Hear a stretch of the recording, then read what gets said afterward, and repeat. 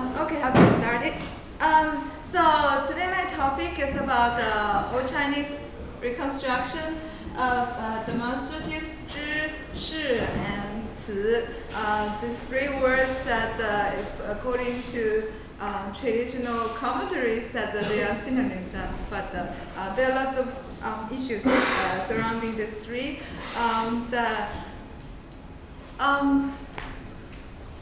I think that since Chinese has been a monosyllabic language for quite a while, and then the writing system sort of also reinforces it somehow, that we are easily fooled into believing that the Chinese texts convey only meaning, and we sometimes neglect that the sound that goes with every word, that's something that important too. So I think Baxter and Saga's book mentioned that how useful the new Old Chinese reconstruction intends for reading text. Reading, especially those paleographic texts written in paleographs, and I actually also think that when it comes to interpreting Chinese grammar, that knowing the sound is also important. The modern Chinese, modern Mandarin negative may, for example, might not have been derived from a verb, like some suggested, but from a phonologically reduced form of wu, as Pan Wu proposed. So that having the phonological knowledge, in my opinion, is important when it comes to deciphering Chinese syntax.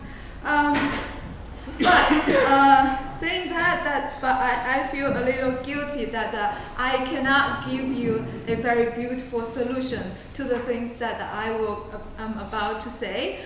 Rather that I happily came here with lots of my questions and those things that bothered me and troubled me, made me puzzled and can't sleep at night, and then I would like to come here and actually get helped by so many excellent specialists in Chinese phonology and related fields. So I see that if you could help me, for these sets of demonstratives that I work on.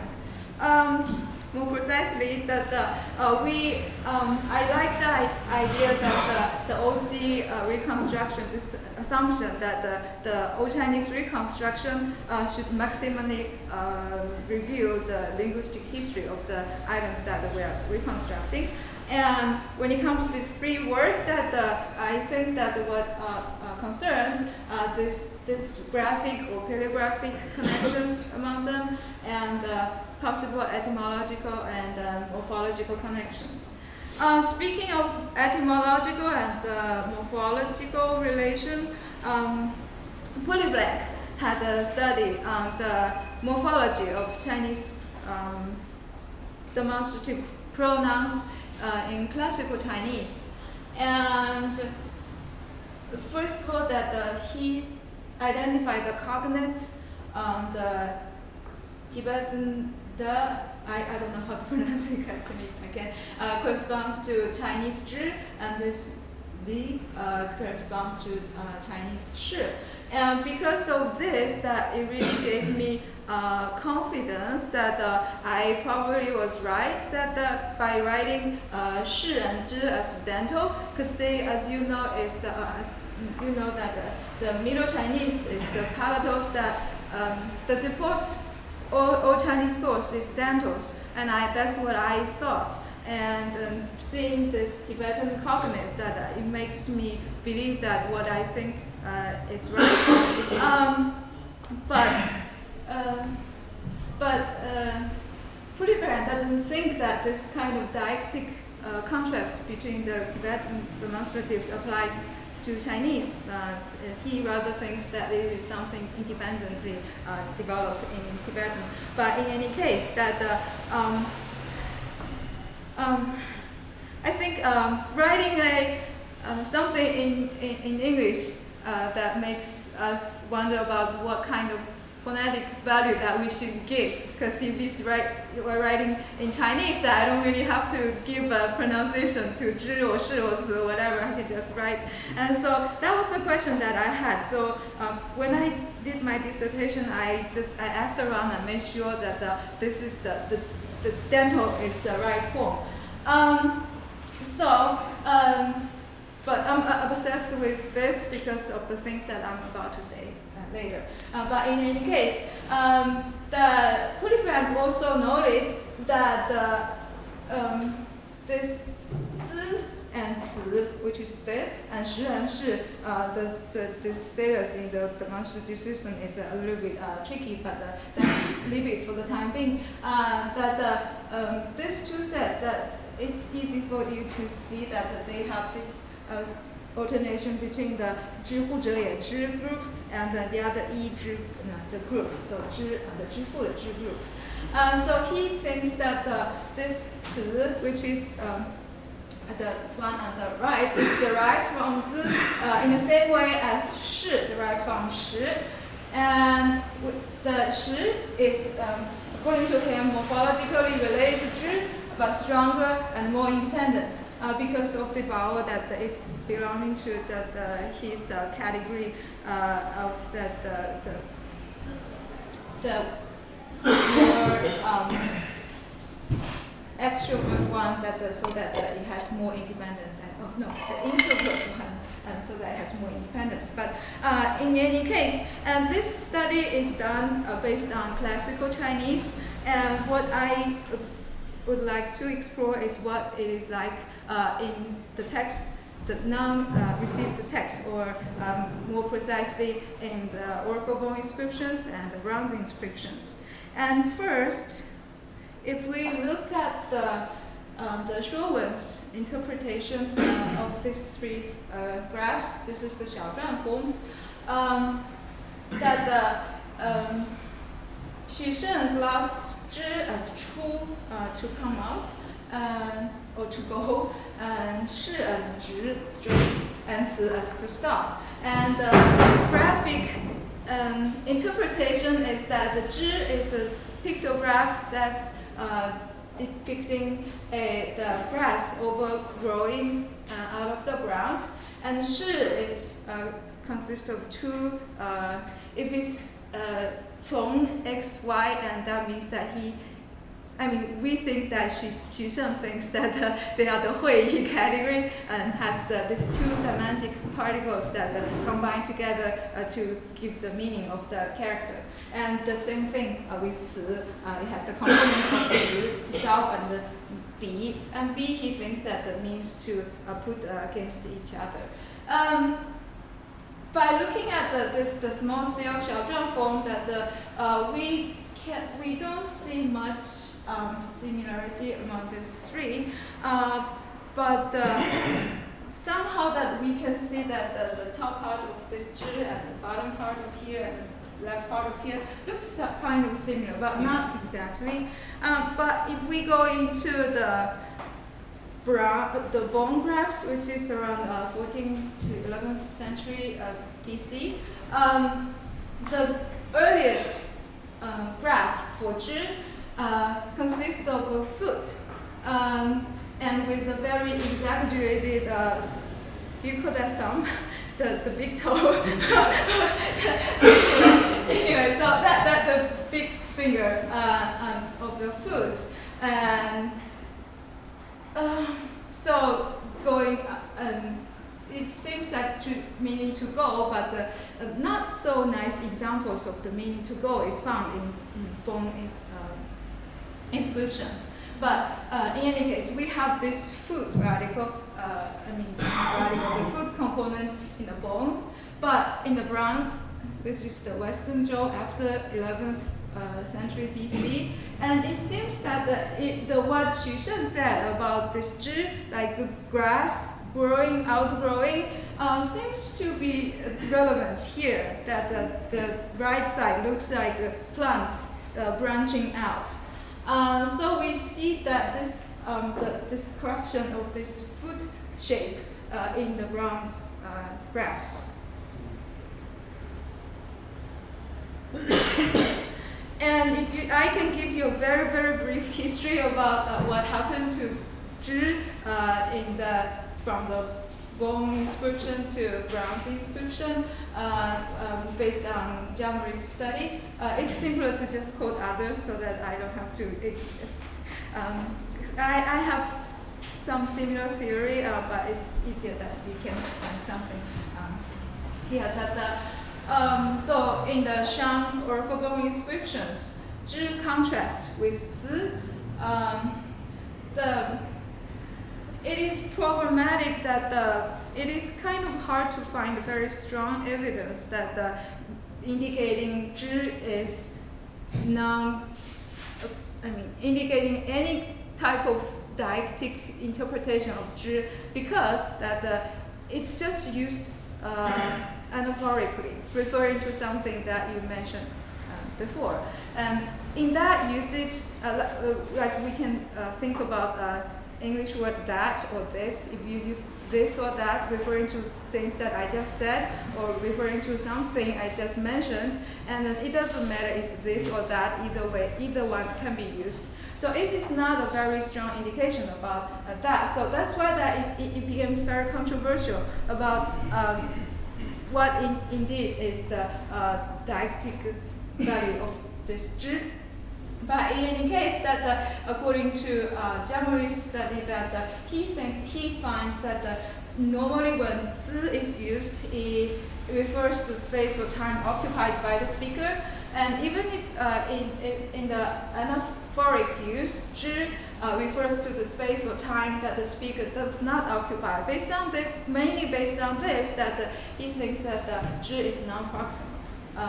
But he argues that during the Western Zhou, this zhi has become neutral in terms of deictic contrast. So it's not approximate or non-proximate anymore, according to him. And zhi evolved into two directions depending on the syntactic context. If it's at the nominal position, that it evolved towards a third-person pronoun, which the process, according to Jiang that completed at the spring and autumn period. And at the other context, between two nouns, that the zhi evolved into an attributive marking particle. So, in any case, you don't have to remember all this history, but a very key change took place in the Western Zhou, that the zhi became neutral in terms of deictic contrast. So, that I have these questions regarding what I had said. So, although Xu Shen's interpretation of zhi does not fit the bone graphs, it seems acceptable based on bronze graphs. And remember that Xu Shen used this chu, the word chu. That's something that when I was reading the new book, the new Reconstruction of Old Chinese, that instantly stand out for me is that this chu has this t pre-initial plus k. And it's used to gloss zhi, so zhi is chu ye. So is there any significance in this gloss? But of course that for the rhyme part, we can tell for sure that it doesn't match zhi. But why is this chu deliberately chosen to gloss zhi? This is something I thought. Also that we also find that the corruption of the foot components co-occur with the time that when zhi lost its deictic contrast. So are they somehow related to the same kind of reason? And also the last, this graphic change,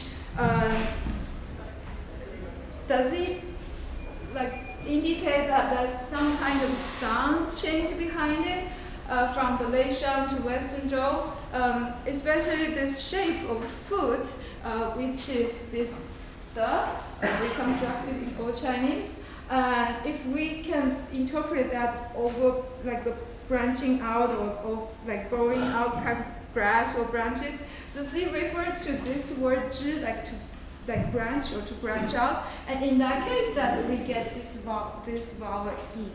Okay, but it's just speculation and some those things that bothered me. And anyway, I'll go on.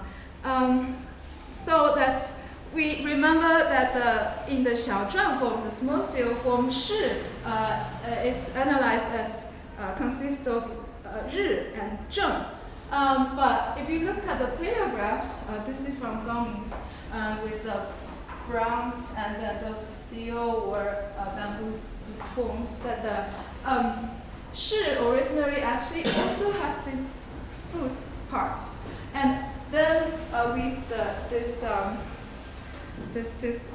spoon shape component, and it is Guo Morou who said that the top part is the spoon or ladle, and then it's the primary graph for the word tsheʔ. And if we look at this sound of tsheʔ and zhi, and they do match quite well. And another thing that I actually noticed is something, this is an excursion, but it doesn't lead anywhere, but I just think that it's kind of very interesting to bring up if you have some kind of knowledge about pre-classical Chinese text. That is, you notice that some of the forms some of the just simple, that this kind of handle of the spoon is quite simple, like a cross, but some has some like fork-like shape, so something like this. And if you sort of bend this part somehow, and you count the components, something looks like a something looks like zhi, and then you have this fork-like shape, and you get somehow look like shi, the small seal form of shi. So it's we know that in those pre-classical texts that some scholars would attribute to the time of Western Zhou, and there is a demonstrative written as shi, exactly the time shi. And this form is actually regarded as an earlier form of shi. But if this is true, that they actually are not quite like this earlier and later type of relationship. And also, if we look at the paleographic history of shi, and the shi, the graph that especially designed specially for the word time was not attested until the Warring State period. Before that, according to two studies done by Takashima in 2006, the graph for ri represents two sounds. One is Zande, and then the other one is shi. So if you want to write the word shi, you use the graph ri. And so that means that the graph, this shi graph, was created much later than shi. Although that as a demonstrative that's written in received text, that shi is identified as an earlier form, but the graph that actually assigned to this shi, identified as shi, is not earlier than shi. So it's kind of a little bizarre to have this, but it's just an excursion. We can come back to shi. If you are interested, that maybe we can talk after later. Okay. Anyway, there's something also remarkable is the graphic presentation of shi during the Warring States period, that in two Zhongshan bronzes that dated to the Warring States period, that shi is written 6 times as shi, the clan shi, and mostly in the phrase of shi, but not all the time. And in the manuscripts, this shi and the shi and this clan shi, they are also found that as the phonetic loans for each other. So according to the reconstruction in the Baxter and Zagar's new book, and this shi should be reconstructed as the kda, and so if it's then it poses the question: has parallelization taken place at least in some words during the Warring States period, or the initial of the clan shi still was keeping this K pre-initial during that time?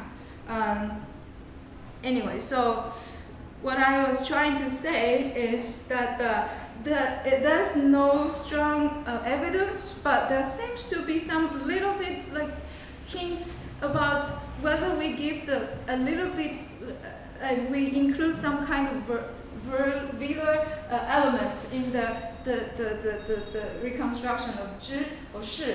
We mentioned that it seems that from Shang to Zhou that the graph changed from depicting food to depicting some kind of like branching out.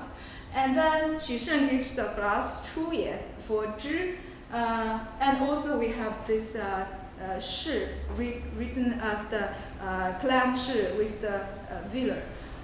So this is why that I was really obsessed with whether I'm happy with just write it as the, and which makes me really comfortable because you have this Tibetan cognate, or that it has something that makes us think that there is a contact with the ke, which actually is originally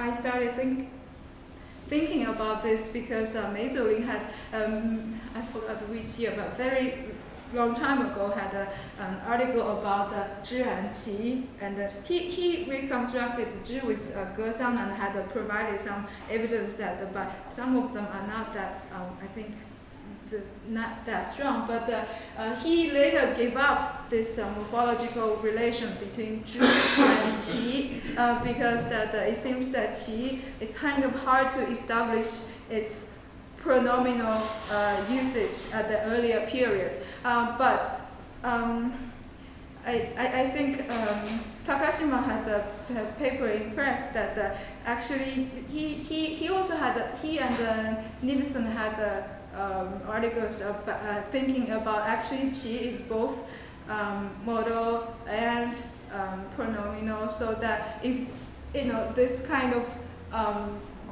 morphological process is going on between zhi and qi, and zhi actually has this kind of K type of thing. I cannot sort things out, but I'm just providing you with what I found, and hopefully that you can sort of help me to just maybe I can dismiss it, or so be happy and sleep well, or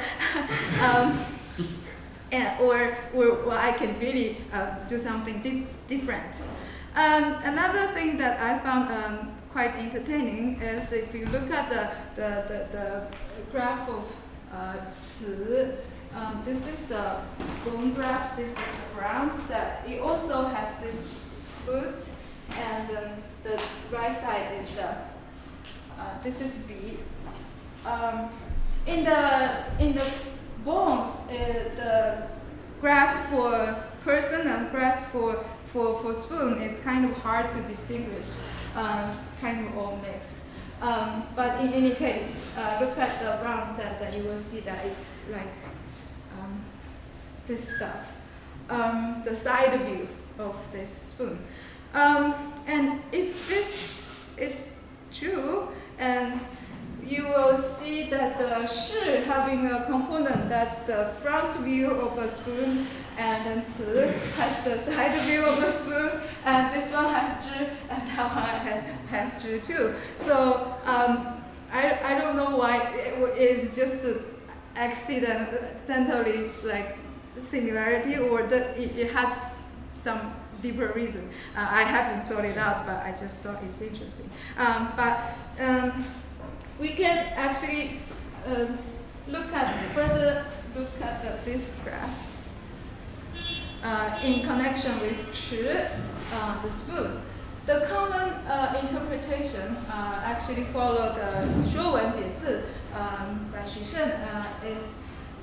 Shen said bi actually had two meanings. Thank you. One is to it's similar with this bi put against each other, bi, and it's also the things that used to scoop rice. And so in this meaning, it's also called 四. Duan Yucai's commentary says that this graph of bi represents two words. First to compare, and the other one the spoon. And he said that only the second one meaning survived, and the other one died out. And this tsheʔ is not attested in so-called Jing, those classical texts.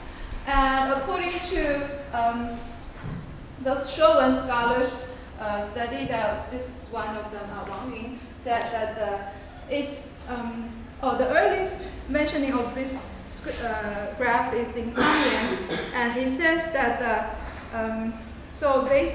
the scholars claim that this is the name that in the graph was created during the Han Dynasty, because that this is Han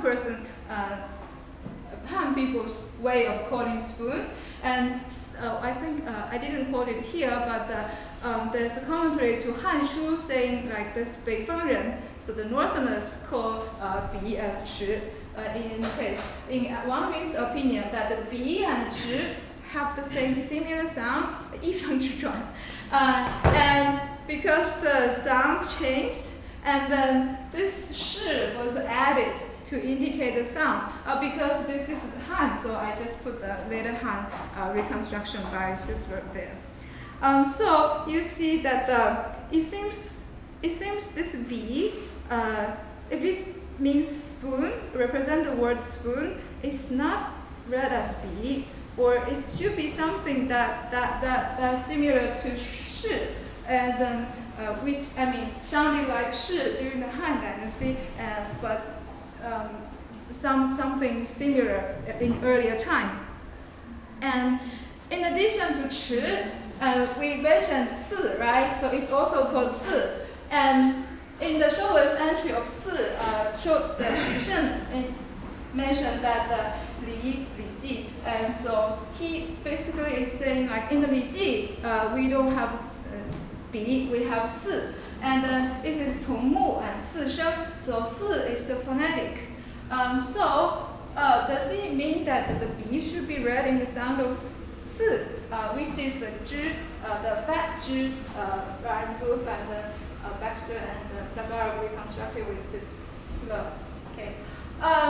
And also that this is sometimes that we find we less commonly find that this obviously not matching sound, the bi and zhi, bi and ni, that these two bi are identified as the phonetic in these two words by Xu Shen. So does it mean that this bi graph can represent the 四, represent 池, represent some kind of fat zhi, that sound? And so I have no answer for that. But for the meaning, for the word, that the graphs represent, and I can show you that the earliest time this graph existed in the earliest extent years in the oracle books. And Zhang Yujing actually identified this one as a conjunction, thus. But many others don't take tsheʔ as a function word here, but rather a kind of like a sacrifice here, which also makes sense. And so the common interpretation tsheʔ here as a type of sacrifice, which scholars often do when they don't know what that word means. Anyway, then tsheʔ is definitely represents some kind of pronoun in Western Zhou bronze, because you can see that this person made the father Shen some vessel, and also it occurs as the emblem. It is in the early spring and autumn period that we found the earliest example of the use of tsheʔ as a demonstrative, and so that's the early spring and autumn period. So the common claim between tsheʔ and tsheʔ that is tsheʔ is the earlier form, and then tsheʔ is the later form, and the sound change that involved in this change is not well studied. But at least we know that the bronze inscriptions indicate that the tsheʔ started to show up around the spring and autumn period, and the function and meaning stays similar to tsheʔ. And in the Shijing, and we can see that tsheʔ occurs only 14 times, mainly in the Dai and Zhousong section, while tsheʔ occurred 86 times. And in the Shangshu, which seems more conservative, tsheʔ occurred 60 times and tsheʔ only 3 times. So we can see, I have a question here that why was the graph formerly used to represent the pronoun adopted for representing the proximate demonstratives around this time? So is that a particular reason that it's chosen? And also that, as we have mentioned, that the Pulleyblank also noted that this and the type of alternation between these two sets. If we look at the overall history of these three words, during the Western Zhou, zhi became neutral in terms of distance contrast. Shi emerged as some kind of emphatic anaphoric pronoun. So this used to assist king. So use this is this use instead use this. So there is a proposing of the object, and this is the earliest use that attested for shi. And as we noted that the Zhang reported that the zhi continued to evolve towards the third person pronoun and the attributive marker during the spring and autumn, and then it is during this time that the shi increased its use as the emphatic anaphoric pronoun, and one instance of shi used as a determiner, so shi plus a noun is found, and most likely is so-called exphoric, and that means like it is in the real in the physical existence of the situation, and you pointed to this or that instead of anaphoric use in the piece that best dated to the late spring and autumn period, and tsheʔ around this time, spring and autumn also emerged as a proximate demonstrant. So my actual hypothesis is that shi actually emerged as some kind of allemorph of zhi at a particular syntactic position, which we have. I have some interpretation, but we don't have to mention it. We can just say it's some special syntactic positions, and the time that when shi appeared to the time that tsheʔ appeared, there is a gap of a couple hundred years. A few hundred years. And so it's kind of, I think it's less likely that they are derived in the same process. Instead, that probably this z changed to tsheʔ is trying to match the sound of shi by the analogy. And also during this time, shi started to acquire dialectic function. And the my further hypothesis is probably this proximal made through two different processes that they compete for that slot of proximate pronoun this in Chinese language from that point on. And then probably this one,